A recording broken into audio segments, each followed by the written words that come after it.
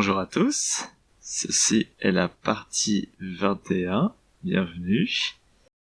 Donc, comme mentionné la dernière fois, je vais vous montrer quelques éléments des autres séquences, comme par exemple le chandelier et les bougies. Donc voici ce que j'ai jusqu'à maintenant. Et quelque chose que j'ai utilisé, c'est des domaines très petits pour chaque bougie. Cela parce que j'ai réalisé que au début je voulais faire un grand domaine qui les inclut toutes, et nous aurions cette zone-ci qui est totalement vide.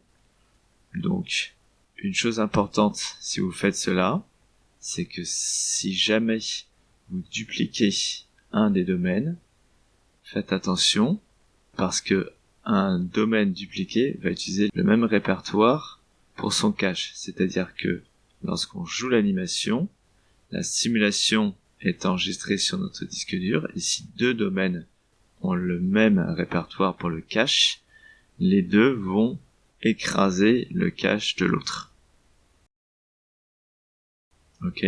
Et donc, ce sur quoi je suis en train de travailler pour le moment, c'est la séquence numéro 9, celle où on commence à voir le livre. Et bien sûr, le livre n'est pas fait, et c'est donc le sujet de la leçon d'aujourd'hui. Nous allons le modéliser, et je vais vous montrer comment je procède. Donc je suis parti d'une scène vide, et je vais commencer par importer un élément de ma scène, c'est-à-dire le pied. Voilà. Le pied est importé dans ma scène, et ce dernier va me servir de référence en termes de taille pour mon livre. Donc je vais commencer avec un cube que je vais redimensionner, et là je pense avoir une forme globale correcte. Et maintenant je vais vous montrer les étapes de la modélisation. Donc je vais l'isoler et faire un reset de sa position et de sa rotation, et aussi appliquer l'échelle.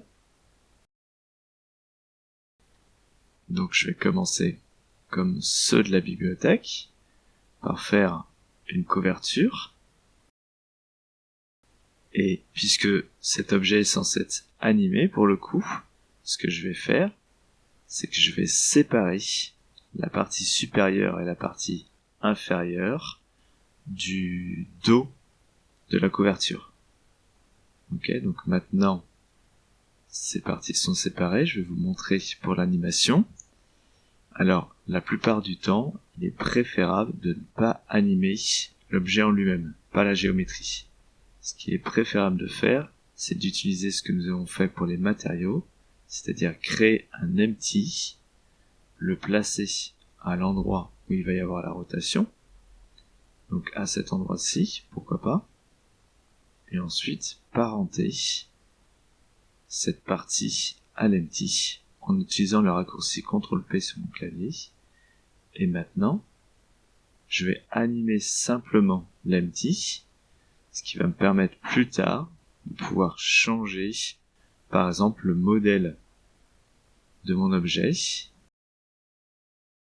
Et puisque l'animation sera déjà faite, je n'aurai pas besoin de la copier d'un objet à un autre. J'aurai juste besoin de refaire la manipulation pour parenter la nouvelle couverture à mon empty.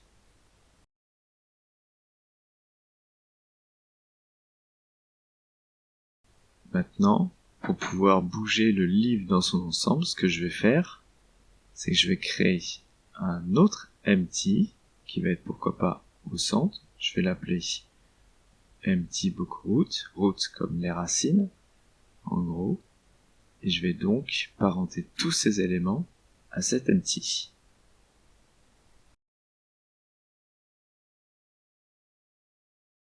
Donc maintenant, j'ai tous mes empties pour faire la rotation de la couverture, et ce sur quoi je dois travailler maintenant, ce sont les pages. Donc, je vais d'abord fermer cette forme.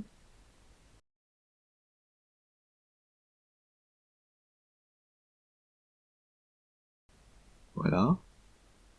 Et ensuite, parce que nous avons des pages sur la partie gauche et sur la partie droite, je vais diviser cet objet en deux et séparer ces deux parties. Voilà. Donc maintenant j'ai deux tas de feuilles séparées.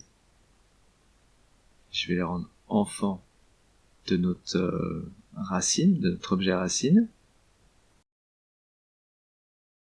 Et si je le tourne de 80 degrés sur l'axe Y, je peux maintenant aussi ouvrir la couverture. Et je me rends compte que ces pages devraient suivre la couverture, pour le coup. Donc je vais vraiment plutôt les rendre enfants des entités qui contrôlent la rotation.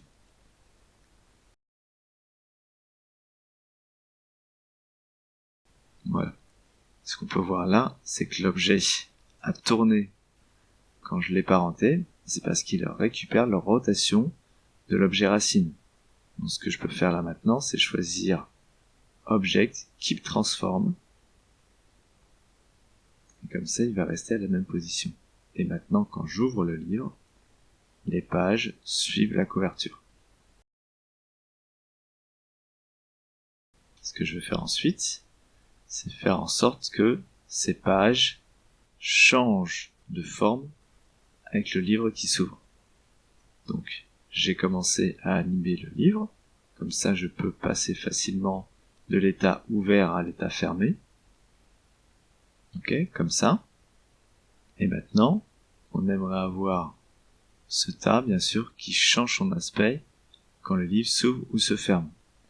Pour cela, je vais vous montrer quelque chose de nouveau. Je n'avais pas envie forcément de l'aborder parce que je pensais que c'était un peu trop avancé, mais je vous fais confiance là-dessus. Donc ça s'appelle les Shape Keys, et cela nous permet d'enregistrer la forme d'un objet, modifié en Edit Mode, et de pouvoir passer d'un état à un autre, d'une forme à une autre. Si maintenant j'ajoute ici une Shape Key, on va avoir la première qui va s'appeler Basis, d'accord, on peut la renommer si on veut, et je vais en rajouter une deuxième qui s'appelle maintenant Key 1, et je vais modifier en Edit Mode mon objet.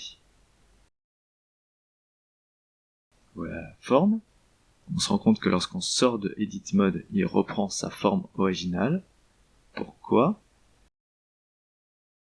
C'est assez simple. On a ici un slider qui s'appelle Value, et je peux passer de 0 à 1 pour passer de la forme Basis à la forme Key 1.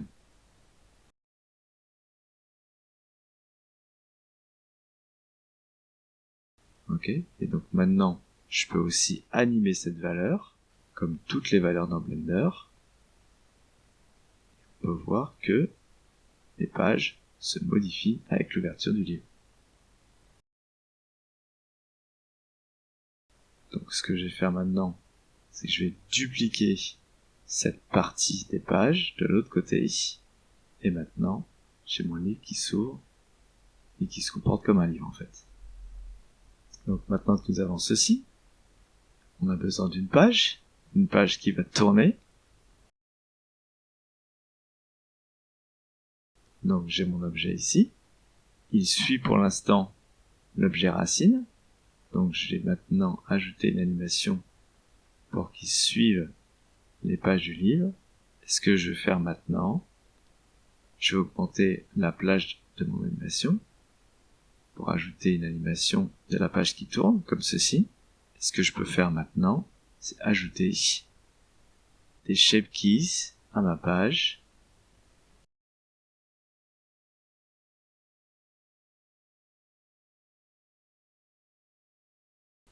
Au milieu, on aimerait bien que la page soit peut-être toute droite. Et vers la fin, je vais rajouter une deuxième Shape Key pour avoir l'effet inverse, qu'elle se plie sur la gauche. Donc je vais faire ce que j'ai fait précédemment. Et voilà, maintenant nous avons un livre avec une page qui se tourne.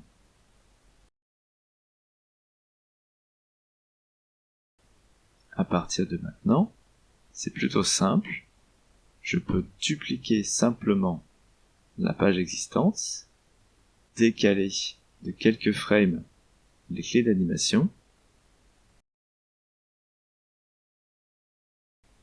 Maintenant, j'ai mes pages avec mon livre, et ce qu'il reste à faire, c'est d'importer cet objet dans le projet et de modifier bien sûr peut-être le nombre de pages et le timing de l'animation. Bien sûr, je vais ensuite ajouter des matériaux et ajouter des détails sur ce livre qui est censé être un livre légendaire d'alchimiste. Je vous montrerai simplement le résultat final puisque je n'utiliserai aucune technique que vous ne connaissez pas déjà. Donc, j'espère que vous avez apprécié cette courte leçon. Dans la prochaine, je vais vous montrer la séquence 9 terminée, j'espère, et je pense aborder des astuces sans doute sur la partie render, donc pour calculer l'image finale. Donc je vous souhaite bon courage pour faire votre propre livre. Je vous dis à la prochaine. Je suis sûr que vous allez réussir. À bientôt. Bye.